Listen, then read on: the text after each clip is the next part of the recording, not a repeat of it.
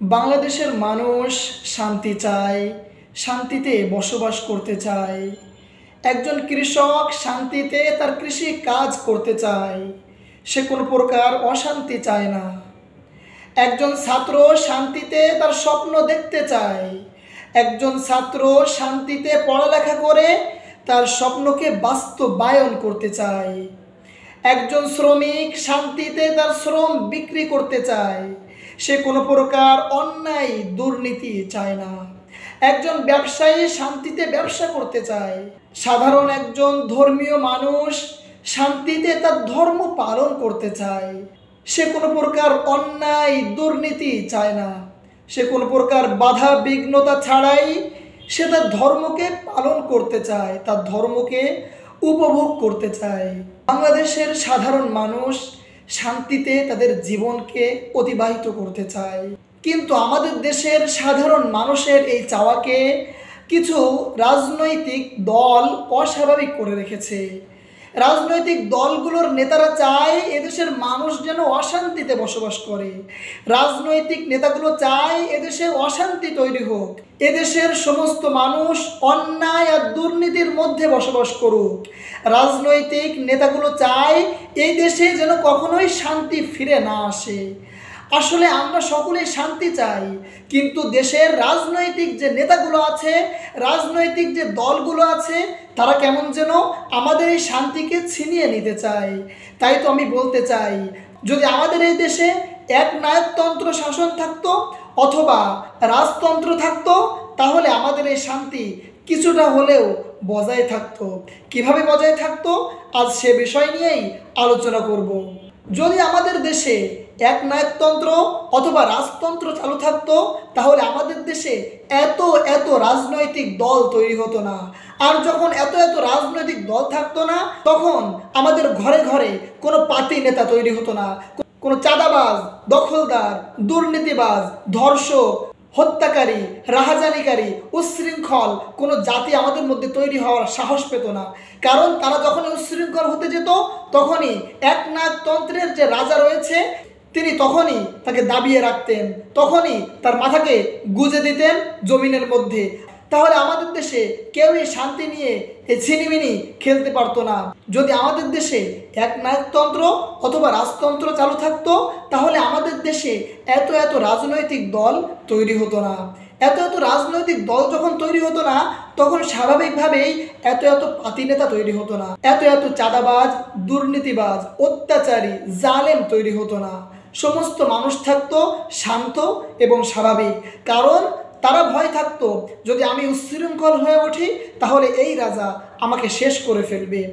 যদি একনায়কতন্ত্র আমাদের দেশে থাকতো অথবা রাজতন্ত্র আমাদের দেশে থাকতো, তাহলে আমাদের দেশে দল নিয়ে এত মারামারি হতো না। একই সমাজের মধ্যে একই সঙ্গে বসবাস করছে, একই বাজার থেকে বাজার করছে, একই দোকানে বসে চা খাচ্ছে, অথচ শুধুমাত্র এই দলাদলির কারণে একজন আরেকজনকে হত্যা করতেও দ্বিতীয়বার ভাবছে না। একজন আরেকজনের বিরুদ্ধে মিথ্যা মামলা দায়ের করছে, বিভিন্নভাবে একজন আরেকজনকে কষ্ট দিচ্ছে, বিভিন্নভাবে অত্যাচার করছে, জুলুম করছে। এর একমাত্র কারণ হলো এই যে রাজনৈতিক দল। আপনি একটা দল করেন, আমি আরেকটা দল করি। আমি চাই আমার দল যেন সবার উপরে থাকে, আপনি চান আপনার দল যেন সবার উপরে থাকে। আর এই রাজনীতির প্রেম থেকে তৈরি হচ্ছে আমাদের মধ্যে বিভিন্ন ধরনের মতানৈক্য, আর এই মতানৈক্য থেকে তৈরি হচ্ছে হত্যা, জুলুম, গুম, খুন সহ নানা ধরনের অসামাজিক কার্যকলাপ। যদি আমাদের দেশে এত দলাদলি না থাকতো, এত রাজনৈতিক দল না থাকতো, তাহলে আমাদের দেশের কোনো মা তার সন্তানকে বিনা কারণে হারাতো না, কোনো বাবা তার সন্তানের আফসোসে গভীর রাত পর্যন্ত কান্না করতো না। যদি আমাদের দেশে এত এত রাজনৈতিক দল না থাকতো, যদি আমাদের মধ্যে এত এত প্রতিহিংসা না থাকতো, তাহলে কোনো মা তার সন্তানকে হারাতো না, কোনো স্ত্রী তার স্বামীকে হারিয়ে বিধবা হতো না, কোনো সন্তান বিনা কারণে তার বাবাকে হারিয়ে এতিম হতো না। যদি আমাদের মধ্যে এই দলাদলি না থাকতো, তাহলে বাংলাদেশের বিভিন্ন কলেজ বিশ্ববিদ্যালয়ে বুক ভরা আশা এবং অদম্য সাহস নিয়ে পড়তে আসা অসংখ্য শিক্ষার্থী গুমের খুনের শিকার হতো না, তারা বিভিন্ন ট্যাগিংয়ের শিকার হতো না, তারা শান্তিতে পড়ালেখা করতে পারত, তারা তাদের কেরিয়ারকে গুছিয়ে নিয়ে সুন্দর একটি জীবন উপভোগ করতে পারত। কিন্তু আমাদের দেশে এই রাজনীতির নামে, অপরাজনীতির কারণে বিভিন্ন কলেজ বিশ্ববিদ্যালয়ে হৃদয় ভরা আশা নিয়ে ছুটে আসা অসংখ্য শিক্ষার্থী তাদের ক্যারিয়ারকে হুমকির মুখে ফেলছে। তাদের ক্যারিয়ার তারা গঠন করতে পারছে না। বিভিন্ন রাজনৈতিক মিছিল মিটিংয়ের কারণে তাদের পড়ালেখার অসংখ্য ক্ষতি হচ্ছে। আমি ব্যক্তিগতভাবে মনে করি বাংলাদেশকে এই অস্থিতিশীল পরিবেশ তৈরি করার জন্য সবথেকে বেশি দায়ী এদেশের রাজনৈতিক দলগুলো। যদি এদেশের রাজনৈতিক দল না থাকতো তাহলে আমাদের মধ্যে এত মত থাকতো না, আমাদের মধ্যে এত আদর্শ থাকতো না। প্রত্যেকটা রাজনৈতিক দলের নেতারা চায় তার রাজনৈতিক মত এবং তার রাজনৈতিক আদর্শ যেন সকলেই গ্রহণ করে। যখন একটি রাজনৈতিক দল আরেকটি রাজনৈতিক দলের উপর তার আকাঙ্ক্ষাকে চাপিয়ে দিতে চায়, তখন অপর রাজনৈতিক দল এই রাজনৈতিক দলের উপরে তার আকাঙ্ক্ষাকেও চাপাতে চায়। এভাবে একটি দল আরেকটি দলের বিপক্ষে চলে যায়। তারা নিজেরা ঝগড়া করে, নিজেরা গ্যাঞ্জাম ফাসাদ করে, নিজেরা হরতাল করে, নিজেরা মারামারি করে। আর এখানে ক্ষতিগ্রস্ত হয় বাংলাদেশের সাধারণ মানুষ, এখানে ক্ষতিগ্রস্ত হয় পথচারীরা, এখানে ক্ষতিগ্রস্ত হয় অসুস্থ মানুষেরা, এখানে ক্ষতিগ্রস্ত হয় বাংলাদেশের আপামর সমস্ত সাধারণ মানুষ। অতএব আমি মনে করি বাংলাদেশকে অস্থিতিশীল এবং বাংলাদেশকে এত খারাপ পর্যায়ে নিয়ে যাওয়ার জন্য সবথেকে বেশি দায়ী হচ্ছে এদেশের রাজনৈতিক দলগুলো। আর আমাদের এই দেশে আমাদেরকে শিক্ষা দেওয়া হয় এদেশের জনগণ নাকি সমস্ত ক্ষমতার উৎস, অথচ আমরা বারবার দেখে এসেছি জনগণ সবসময় নির্যাতিত, নিষ্পেষিত।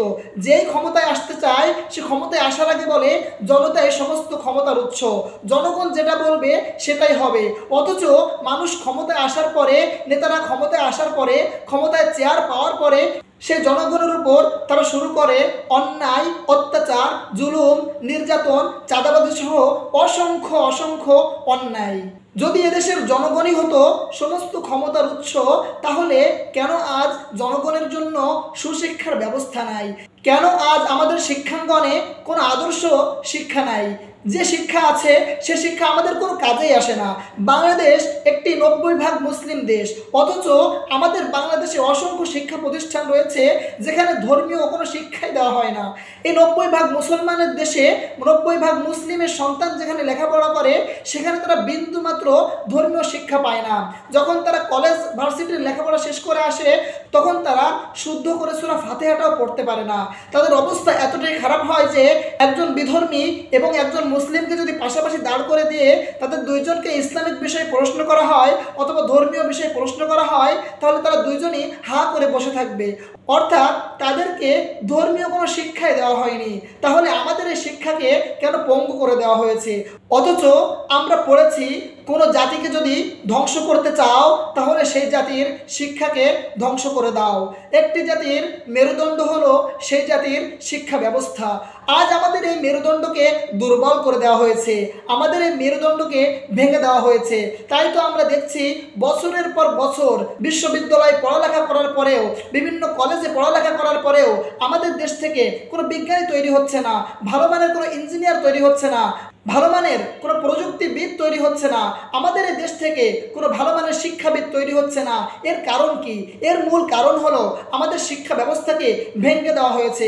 যদি এই শিক্ষা ব্যবস্থা চলতে থাকে তাহলে আমাদের দেশ একসময় এমন অবনতির দিকে ধাবিত হবে যা আমরা কল্পনাও করতে পারছি না।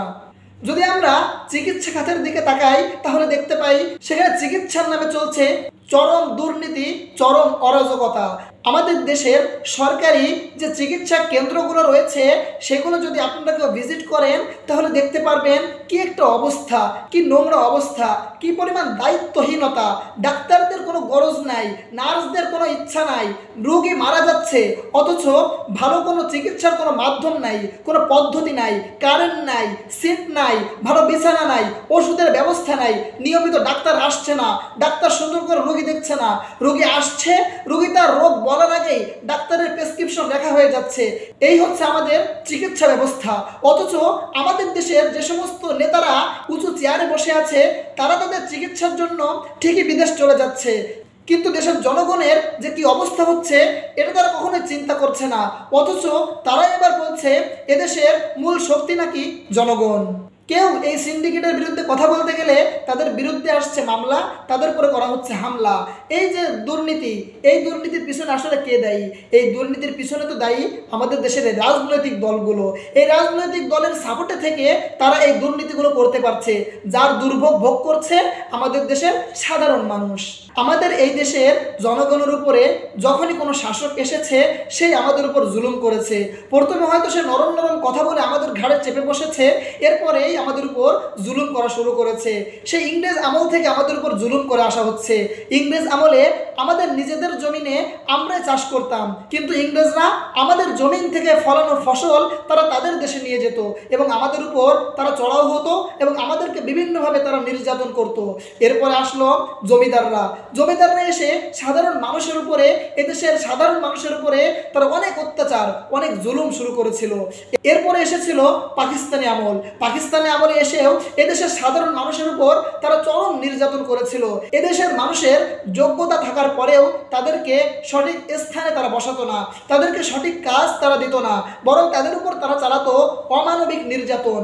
এরপর আমাদের দেশটা স্বাধীন হয়। স্বাধীন হওয়ার পরে আমাদের দেশে আরেকটি সিস্টেম তৈরি হয়, সেটা হলো রাজনৈতিক সিস্টেম। এই রাজনৈতিক সিস্টেমের মাধ্যমে যে দল যখনই ক্ষমতায় এসেছে, ক্ষমতায় এসেই সাধারণ মানুষের উপর জুলুম করা, অত্যাচার করা শুরু করেছে। সারা জীবন তারা নিজেরা শান্তিতে থেকেছে, নিজেদের পরিবারকে শান্তিতে রেখেছে, নিজেদের পরিবারকে রেখেছে বিদেশে, আর এদেশের মানুষের উপর তারা করেছে অমানবিক জুলুম, অত্যাচার, নির্যাতন।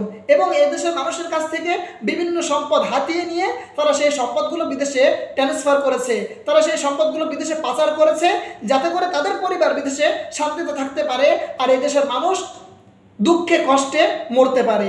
এইভাবে আমরা দেখে এসেছি বাংলাদেশ 1971 সালে স্বাধীন হওয়ার পর থেকে নিয়ে 2025 সাল পর্যন্ত যখনই যে দল ক্ষমতায় এসেছে, সে ক্ষমতায় এসেই জনগণের উপর জুলুম করা, অত্যাচার করা শুরু করে দিয়েছে। এখন আমাদের কথা হচ্ছে, আমরা যারা বাংলাদেশের সাধারণ মানুষ, আমরা কি সারা জীবন মাজলুমে থেকে যাব? আমাদেরকে কি সাহায্য করার মতো কোনো মানুষ এই দুনিয়ায় আসবে না? বাংলাদেশে কি এমন কোনো মানুষের জন্ম হবে না যে আমাদেরকে সাহায্য করবে, যে আমাদেরকে এই সমস্ত বিপদ থেকে উদ্ধার করবে, যে আমাদেরকে দিবে একটু শান্তিতে ঘুমানোর অধিকার, যে আমাদেরকে দিবে একটু শান্তিতে কথা বলার অধিকার, যে আমাদেরকে দিবে একটু শান্তিতে বাঁচার অধিকার? আসলে যদি আমরা আমাদের এই অধিকারগুলো পেতে চাই, তাহলে আমাদের এই দেশে প্রতিষ্ঠা করতে হবে শরিয়া শাসন। যদি আমাদের এই দেশে শরিয়ার আইন বাস্তবায়ন হয়, শরিয়া শাসন কায়েম হয়, তাহলে কোনো দুর্নীতি থাকবে না, কোনো অন্যায় থাকবে না, কোনো জালেম থাকতে পারবে না। যদি আমাদের দেশে শরিয়া শাসন চালু হয়, তাহলে আমাদের এই দেশটি হবে একটি সুখময় এবং শান্তির দেশ। এই দেশে থাকবে না কোনো অন্যায়, কোনো দুর্নীতি, কোনো চাঁদাবাজি, কোনো টেন্ডারবাজি, কোনো দখলদারি। যখনই মানুষ এই অন্যায়গুলো করতে যাবে, শরিয়া শাসনের মাধ্যমে তাকে কঠিন থেকে কঠিনতম শাস্তি দেওয়া হবে। এই শাস্তির ভয়ে মানুষ কোনো প্রকার অন্যায় করার সাহস পাবে না।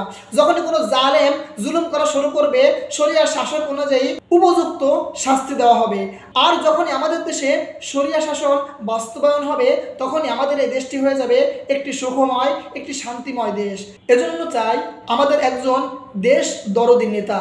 আমরা চাই ওমর বিন আব্দুল আজিজ রহমাতুল্লাহি আলাইহির মতো একজন নেতা, যিনি হজ করতে গিয়ে হজের ময়দানে লক্ষ লক্ষ মানুষের সামনে দাঁড়িয়ে ভাষণে বলতেন, কে আছে এমন যার উপর জুলুম করা হয়েছে? এমন কোনো মাজলুম যদি আজ কোনো জালেমের বিপক্ষে বলতে পারে যে আমার উপর জুলুম করা হয়েছে, তাহলে সেই মাজলুমকে 300 দিরহাম পুরস্কৃত করা হবে। অথচ লক্ষ লক্ষ মানুষের মধ্যে একজন মানুষকে পাওয়া যায়নি যার উপর জুলুম করা হয়েছিল। এজন্য বাংলাদেশকে যদি আমরা ওই রকম একটি রাষ্ট্র হিসেবে গঠন করতে চাই, তাহলে আমাদের দরকার ওমর বিন আব্দুল আজিজ রহমাতুল্লাহি আলাইহির মতো একজন শাসক। তাই তো আমরা সদা সর্বদা আল্লাহর কাছে দোয়া করি, হে আল্লাহ, তুমি বাংলাদেশে শরিয়া শাসন বাস্তবায়ন করে দাও। হে আল্লাহ, তুমি বাংলাদেশে শরিয়া শাসন কায়েম করে দাও। এদেশে ওমর ইবনে আব্দুল আজিজ রহমাতুল্লাহি আলাইহির মতো নেতা তৈরি করে দাও। এদেশে ওমর বিন খাত্তাব রাদিয়াল্লাহু তাআলা আনহুর মতো নেতা তুমি এই দেশে তৈরি করে দাও। ইয়া রাব্বাল আলামিন, আমাদের এই দেশটিকে তুমি সুখময় এবং শান্তিময় একটি দেশ হিসেবে কবুল করে নাও। আমিন।